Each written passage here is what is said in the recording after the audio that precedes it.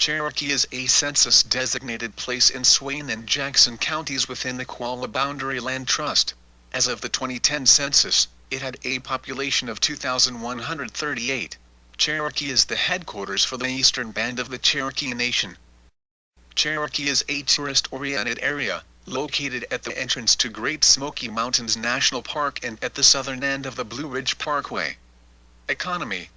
Harrah's Cherokee Casino opened in 1997 and dramatically changed everything from jobs to education to health care for Cherokee tribe members. In 2005, nearly 4 million people visited the casino. Harrah's Cherokee opened in November 1997 with video poker as the only gaming option. This followed the opening of a tribal bingo parlor in the early 1990s, which was quite profitable and led to calls for a casino. The casino came after several years of discord between the state of North Carolina and the Eastern Cherokees.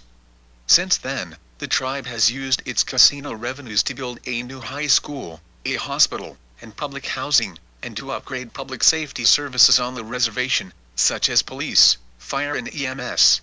Part of the casino's revenue is also distributed directly to the Cherokee population, in a form of basic income. Recently, the casino has become a resort with star accommodations and a full complement of table games. You may already know North Carolina has an award-winning casino in Cherokee. What you may not know is that they do have live table games with dealers, and after a $633 million expansion, Harrah's Cherokee Casino and Resort delivers as an exciting destination with golf, restaurants, a luxury spa, and all the wow you'd expect at a casino resort.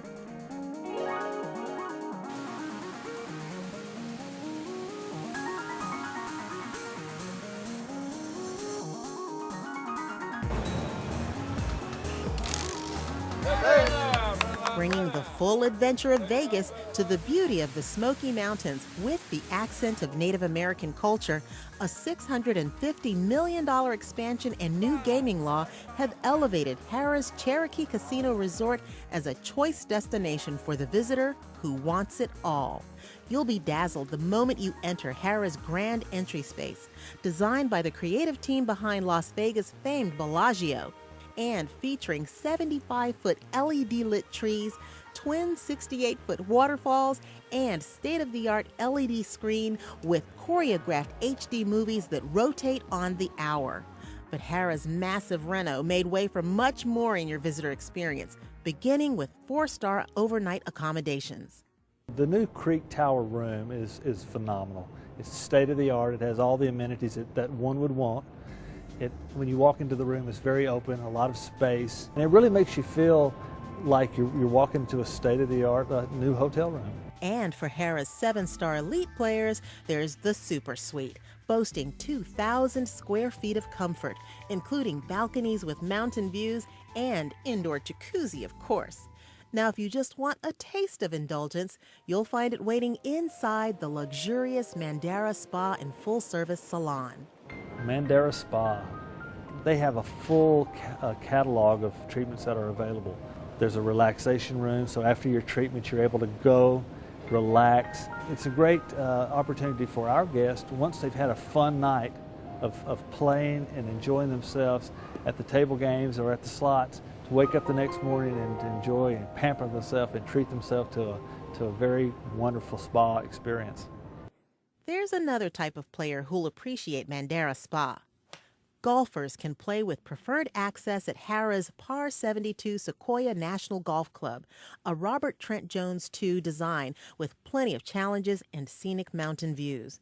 And once you've worked up an appetite, you'll find no shortage of culinary options at the resort with over 10 restaurants, including Ruth Chris Steakhouse, Brio Tuscan Grill, Paula Dean's Kitchen, and Harrah's own Chef's Stage, featuring 7 market-inspired stations directed by seasoned chefs. And for those who thrive on nightlife, there's Harrah's spectacular 3,000-plus seat events center, featuring state-of-the-art technology to host top-tier entertainers. Tonight, it's all about country with artist Darius Rucker.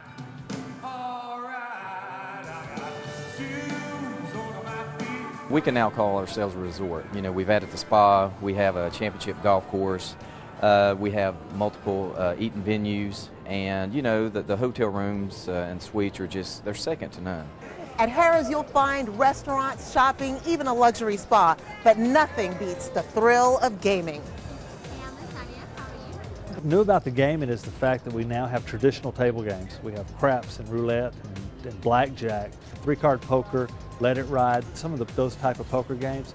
But then when you walk into to the Lei Fu Men area, which is our Asian gaming area, you'll find games like baccarat and mini bac. It's just a nice, cool feeling to see folks having fun at a table game, and that flows over and throughout the rest of the property. There's something else you'll find at Harrah's that flows and truly distinguishes this resort property as one of a kind. We wanted to make sure that, you know, Cherokees and what we're about was, you know, part of this facility. You're being engulfed in a culture, in a tradition that has been here for centuries. So come to Harrah's and take it all in. I'll bet you'll have a great time. Tourism.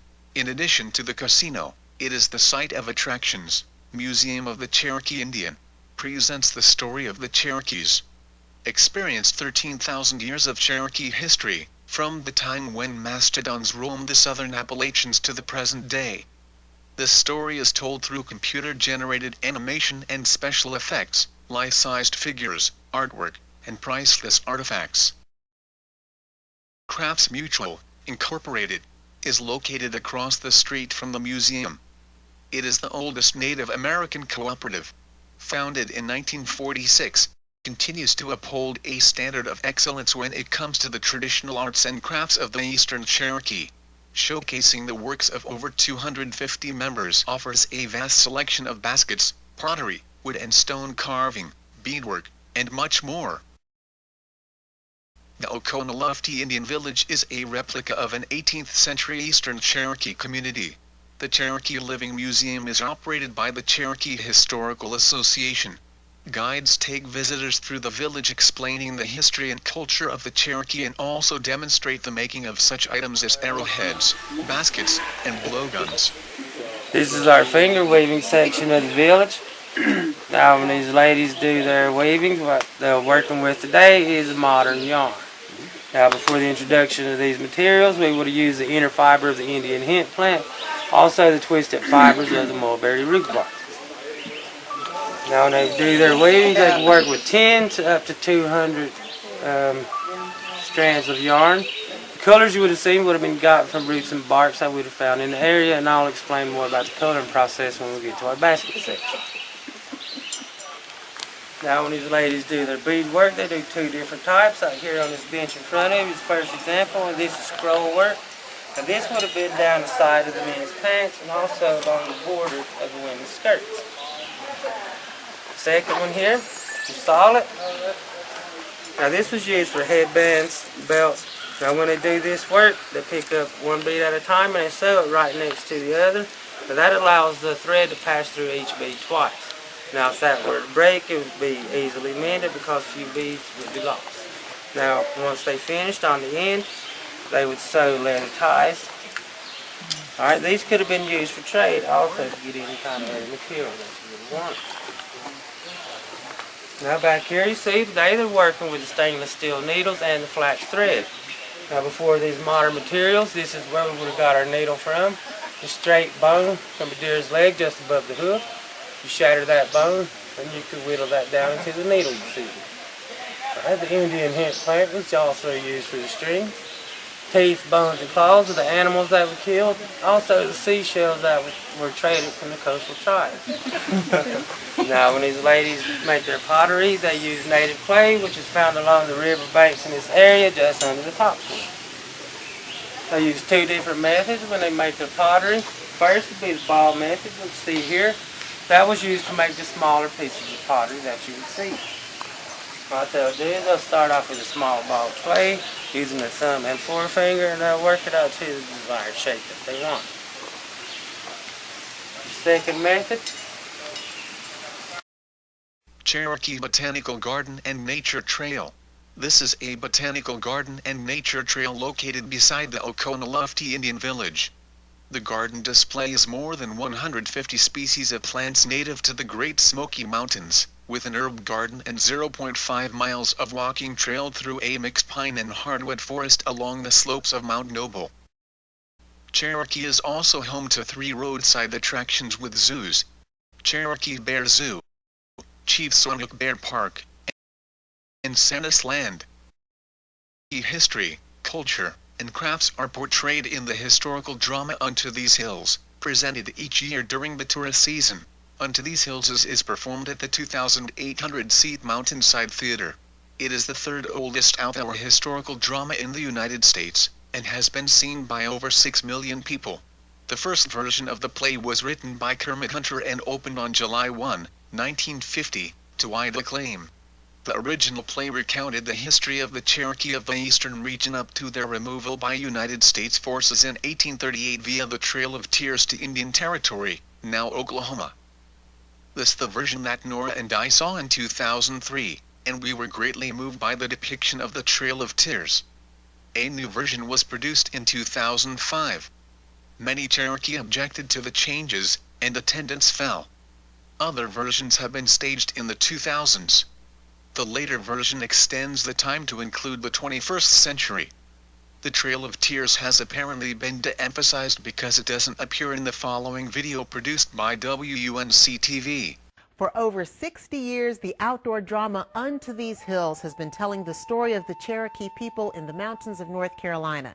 But the drama is best received if you immerse yourself in the culture by visiting the Oconaluftee Indian Village before the production. Julia Carpenter takes us along for this remarkable experience.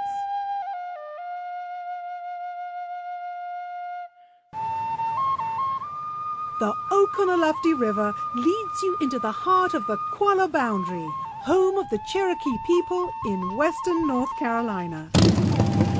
Here there is something for every family member to enjoy, from wading, rafting, kayaking and tubing to scenic hiking, biking and cruising. You can golf, fish, birdwatch or just cloud gaze in this natural wonderland. And dozens of bears to find around town. For over 60 years, the outdoor drama Unto These Hills has been telling the story of the Cherokee. To prepare for the experience, it can be helpful and fun to renew our understanding of this ancient and proud culture.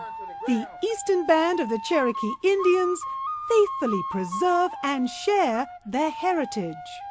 Here at the Oconaluftee Village, we established the village really in an effort to preserve and perpetuate our arts and our culture, and it's become an oasis for our visitors to come and explore who we are out here, take a walk in the woods.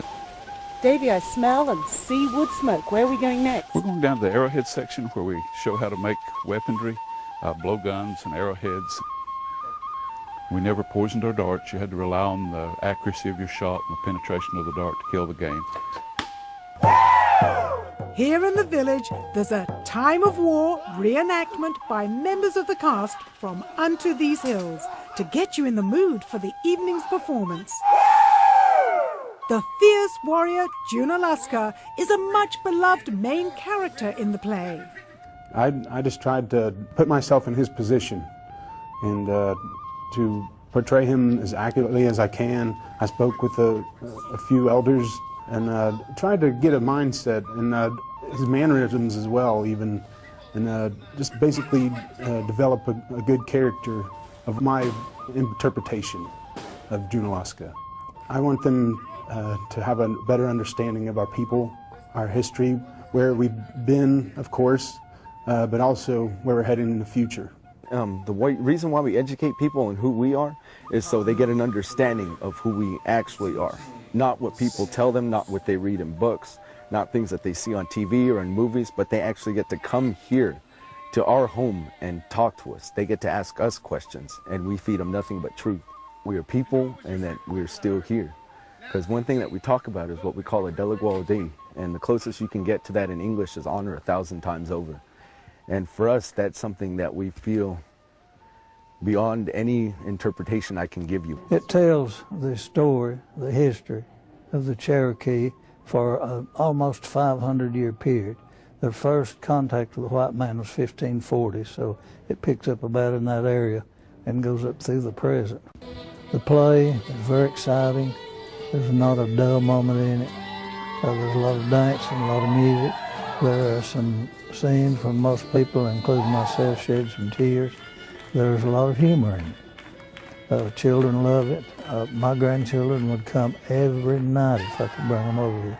We saw the Barnes family from Wilmington throughout our day. The Indian Village was kind of exciting because you get to see different things and how people make stuff, and it was really exciting. You enjoyed that? What was your favorite part? I guess the weaponry, because that man showed us how he could like hit the target with his blowgun. We learned a lot, didn't we? Yeah. We learned a lot of things we didn't know. What a sensitive, exciting and powerfully produced show. This wonderful performance will be enjoyed by all members of the family, and you will come away with having learned something new and a greater understanding and appreciation of the Cherokee people. For North Carolina Weekend and the Performing Arts, I'm Julia Carpenter.